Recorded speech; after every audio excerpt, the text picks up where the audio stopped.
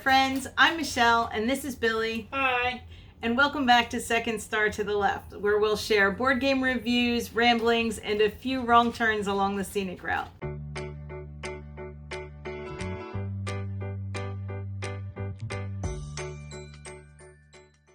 Today I want to talk about the Silver series of games published by Bezier Games and designed by Ted Alspach. This isn't so much a review or a playthrough or a how-to video. If you're looking for one of those, I will put the link to Foster the Meeple down here in the description.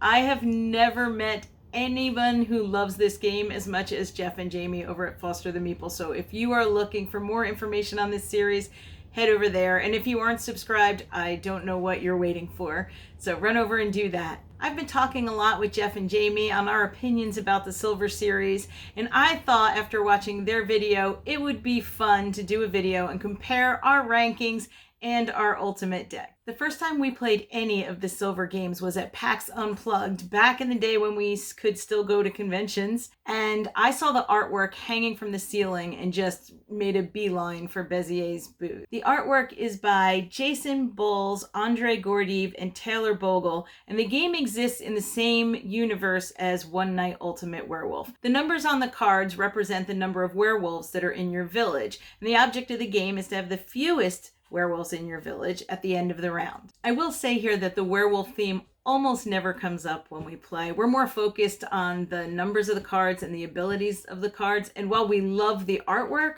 I'm never actually thinking, oh no, that's more werewolves in my village. I'm just thinking, I have too many points and how do I get rid of those? Sad story about this game is that after we purchased it, it actually sat on the shelf unplayed for over a year, maybe more. And we just forgot that we had it. I will say that that has been completely rectified at this point, and it is in our regular rotation. It just kind of slipped through the cracks for a while. Small games tend to do that, even though here we love small games. This game comes out now whenever we have company over, whenever we want to teach someone a new game, when we feel like playing something small at the end of the night, when we want to keep tweaking that ultimate deck. It hits the table a lot. Okay, a quick overview. Silver is a card game that's based on memory. The deck consists of numbered cards from 0 to 13. There are 2 of 0 and 2 of 13 and 4 of every other number in the deck. The deck is shuffled and each player is dealt 5 face-down cards with a couple of discarded cards to keep anyone from counting. Honestly though, I have no ability to count cards that might be in the deck. I have enough trouble remembering what's in my village, guessing what's in my opponent's village, and trying to remember the abilities that are on the cards.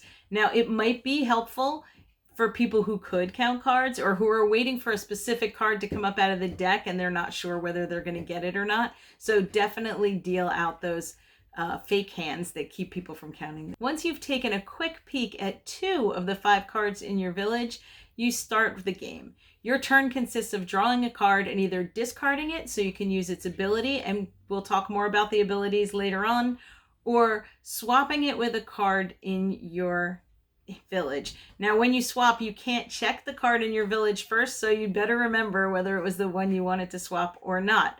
It happens often that I have swapped the wrong card, put a low number out on the discard deck for my opponent to take. Each card has a special ability, and this is where building the ultimate deck gets really fun. There are currently 4 versions of Silver.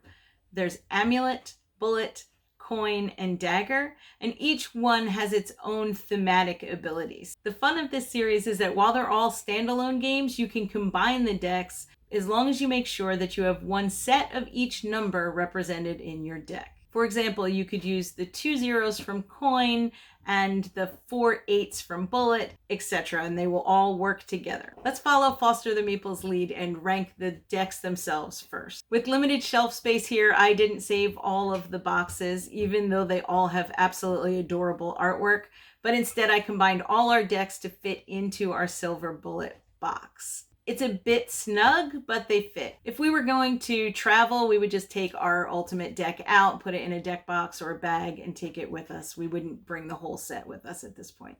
Ranking these versions is absolutely based on two-player plays of this game. It is how we almost always play, and it is definitely the way we prefer to play. We have played at higher player counts, but it's just not the same for us. And also, when we're bringing in new people, we're not playing the same style that we play when it's two players. Because we rated them at two-player count, our number 4 deck is Dagger. I think this game would shine more at a higher player count because thematically it's based on reversing the direction of the play. Now with 2 players, when you reverse direction, all you get is an extra turn. And sure, extra turns are great, but it doesn't pack quite the same wallop as if you were playing in 4 players and you could deny someone a turn by 3 moves. So for us, the Dagger just kind of lands flat. Also, we weren't a fan of the private deck, which comes with this. It's an extra feature that allows you to draw from a private deck instead of the main deck. And Bullet is good because it's as simple as it is. So we just didn't see the point. And when we had that out in our villages, we really just didn't use it. I think we used it once or twice, and we've just opted to keep it in the box after that. Each deck comes with a silver token that is awarded to the winner of each round to be used once during the next round. For Silver Dagger, the token is a silver dagger. Now, this is also our number 4 as far as the tokens go, because the power of the Silver Dagger allows the winner of the last round to change direction of the round 1 time. So again, changing direction just doesn't feel like that big of a win for us. I'm sure with higher player counts that would be different, but for us, it's just number 4. This is a great game. If you're going to play with more players, definitely still recommend any game in this series. However, at 2 players, Dagger is our number 4. Our number 3 then is going to be Amulet. Amulet is a great deck for people who don't want to play with as much take that interaction, or for an intro to the series. It's a solid, well-balanced deck. It just doesn't come out very often for us. In fact, we bought this at the exact same time that we bought Bullet at PAX Unplugged, which means it never stood a chance, because between Bullet and Amulet, for us, there's no competition. The token in Silver Amulet is a Silver Amulet, and the power for this token is that you can place it on one of your cards, and then that card can't be moved or viewed by anyone, including you, until the end of the round, and then that card scores as usual. So if you have a really good card and you want to protect someone from taking it or moving it on you, you can put the amulet on that card, and then you will score that card at the end of the round. The amulet is okay, but it's definitely not one of our favorite tokens. So our number 2. This was a really, really tough choice. And I will say that at the beginning of doing this episode, I didn't think that this would be number 2. But as we were building our ultimate deck, we realized that there was one deck that we were pulling more cards from than any other, and it wasn't the one we thought it was going to be. So our number 2 is Silver Bullet. I know, we were surprised too. And that might just get us banned from certain Discord discussions, but we're sticking with our choice. It was so close. And maybe because there's a lot of nostalgia with this deck, maybe because we're the most familiar with these cards, or we've played it the most, I think that's why we figured it would be number 1. But in the end, when we were pulling individual cards, it just didn't make number 1. This deck does, however, have some of our absolute favorite take that cards, and I have a hunch that you'll be hearing about those later when we talk about our ultimate deck. The Silver Bullet token works very similar to the amulet in that it protects one of your cards, and that card cannot be viewed or moved during the round, including by you. The difference is that at the end of the round, the bullet destroys that card. So if you have a high number card, you can get rid of it by pushing the bullet on it. So obviously our number 1 is Coin. And like I said, we were surprised too, and right up until we recorded this, I would have told you that this wasn't the case. I would have sworn that it would be Bullet, but the truth is, after getting Coin a little while back, this is the one we use the most. This is the one that has the most cards in our ultimate deck, and we like Coin's thematic flipping of the cards. Each deck has its own power that kind of threads through all of the abilities, and for Coin, that is card flipping. The Pixie, she's adorable, and thematically she kind of flits in and then she flips over and flips up another card. She's one of our favorites and she's so cute. And while we both like the Curator, I think he might be a little bit overpowered, and Billy absolutely disagrees, so you'll see who won that battle when we get to the ultimate deck. The Silver Coin is also our favorite token. The ability to flip a card once during a round can be a game changer. If you're right at the end and you need a face-up ability to score and you haven't gotten there yet, you can use this ability to flip that card over, and it could win you the round. You could also use it to flip over someone else's card and deny them their scoring powers, which again can be game changing. So now for our ultimate deck. Some of these were so easy to choose, and some of them I swear we're still going to be swapping in and out forever. So what kind of deck are we building? Well, for us, that's easy. It's going to be the take-thattiest, most combative deck that we can have. We laugh the most when we play like this. It's all in good fun. No one gets their feelings hurt most of the time. This would not be a deck that I use to introduce someone to the game, and it's definitely not a deck I'm going to play with someone who is easily upset. Our ultimate version looks like this. For 0, the card comes from Coin, and it's the Regifter. This adorable puppy will send a gift of a very high card from your village to your opponent's village if he's face up at the end of the round. For number 1, we have the Con Artist, also from the Coin deck. When face up, you can turn this card over to take another turn. Now this is really useful, and again, you can see why we're going to want to have that coin as our token, because you're able to flip a card up or down to use their power.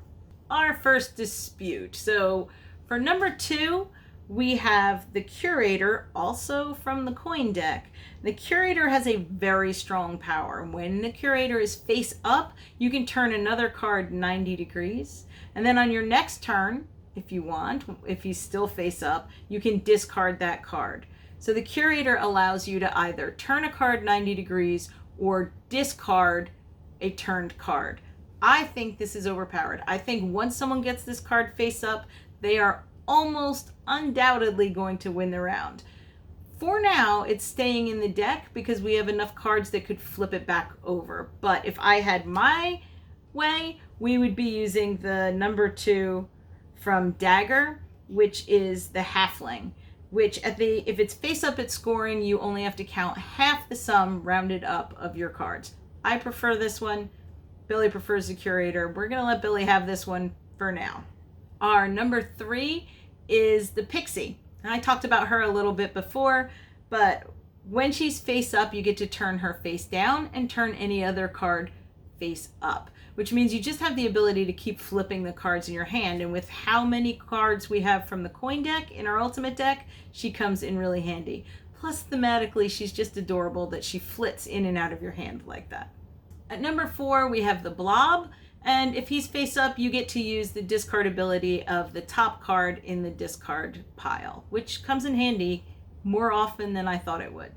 At number 5, from the Bullet deck, we have the Cow. This is absolutely not my choice. This is Billy's choice. Again, I keep letting her win here. But Billy loves this card. The Cow, when you discard the Cow, you get to flip the entire draw deck over, which means you can see what the next card's going to be, and so can your opponent. I hate this card, but Billy loves it. I don't like seeing what those cards are going to be, and more importantly, I don't like my opponent to see what those cards are going to be. For now, this stays because of the absolute joy that it gives Billy to watch me groan when this card gets played. If it were up to me, I would use the 5 from Dagger, which is the Approximator. And if you draw this card, you would keep it face up in your village, but be able to discard 2 cards. I think this is an amazing card. It's a gift whenever it comes up. But for now, the Cow. You see a theme here, right? Where Billy gets to have all the cards that she wants. Yeah, okay. Our number 6 is the Huntress, what we like to call if Mother Gothel tried to be in the movie Brave. It's a Disney joke, just roll with it. But she lets you turn one card face down and another card face up. Catch is it doesn't have to be in your village. So you can kind of mess with whatever your opponent's planning, or you can get your powers activated in a deck with lots of flipping cards. She's very helpful. Number 7 is going to be the Elusive Seer from the Dagger deck. Almost all of the 7 cards in all the decks have to do with looking at your cards. We just prefer this version. The Elusive Seer lets you look at cards until you see one with a value of 4 or lower, and then you flip that card over and stop looking. Number 8 was probably one of the easiest choices we had, and that's from the Bullet deck. That's Thing. Thing is the most fun you can have by messing with your opponent. It allows you to shuffle all of their face down cards so that just as they know what they are, just as they've used the Seer to see what was in their hand, you mess them all up again so they have no idea what cards are in front of them. This gives us great joy every time we play it, and this was never going to be left out of this deck. Number 9 is from Coin also, and it's a really straightforward card. It's the Psychic. You just get to view 3 cards, and you can view them in your village or your opponent's village. So that's an easy one. Number 10 is one that we went back and forth on a couple of times, and not because of an argument, but just there seemed to be no clear winner here. For now, we're sticking with number 10 from Bullet, which is the Count, and that allows you to take 10 cards from the deck and put them straight into the discard pile. While this seems like a strange power, it does speed up the game if you think you have a winning village in front of you, but maybe can't seem to discard enough cards to call for a vote. So the Count can be useful. I just find that in the beginning of the game, it's wasted. You don't need to speed up the game in the first few draws of the deck. But if you can get this at exactly the right time, then it's a pretty good card. The other number 10 that we would have kept would be Nosferatu from the Coin deck. Nosferatu lets you take the top 3 cards from the discard pile and use the discard ability of one of them. So that can be a really useful card. Like I said, the number 10s, there wasn't a clear choice for us, so we're going to go with the Count, and maybe we'll change that along the way. Number 11 is the Witch. Now the Witch lets you take the top card from the deck and exchange it with 1 card from any village. So if it's a good card, you can swap it out with your village. But if it's a really high card, you can swap it out with any card from your opponent's village. Number 12 was another card that there was no doubt we were going to pick. It is from the Bullet deck again, and the name is Gremlin, although we just call him Evil Cookie Monster around here. And Evil Cookie Monster, when you draw this card from the deck, you get to place him face up in any player's village. And obviously you're not going to put a 12 in your own village. So as soon as you see this, you get to just add 12 points to your opponent's village. Most of the time they can get rid of it the next turn around, but if you're near the end of the game, this can be a problem for them. And for 13, from Amulet, we chose the Doppelganger. When discarding cards, this card matches any other card. Now you need to have 2 of the same kind to discard 2 cards at once and get those cards in your village low. So the Doppelganger, we like this because it can either be a plus or a minus for you. If you use this card to get rid of some other cards, maybe get rid of 2 at a time or 3 at a time, then it's great. But if you get stuck with this in your hand and you haven't used it yet because your opponent calls for a vote, then you're stuck with 13 points, and that's gonna hurt you in the end. So that's our deck. I mean, who doesn't want an adorable puppy with evil powers or an evil cookie monster in your deck? If you play, do you combine your decks? I like the rule that if you combine your decks, the loser of the game can choose to swap out one of the numbers with a number from another deck. So if you've been getting beat up by zombies for an entire game, you can take that 4 and swap it out for a different 4 from another deck. And by the way, I would advise never playing with zombies in a 2-player game. From experience, they always wind up in my village, and you can't get rid of zombies. Leave those in the box. Let me know if you agree with our choices in the comments. Let me know what your ultimate deck would look like. I'd love to hear what your choices would be. Thanks for watching, and if you like this video or you want to keep watching until we get one right, please like, subscribe, and share. As always, open minds, open tables, and play your shelves.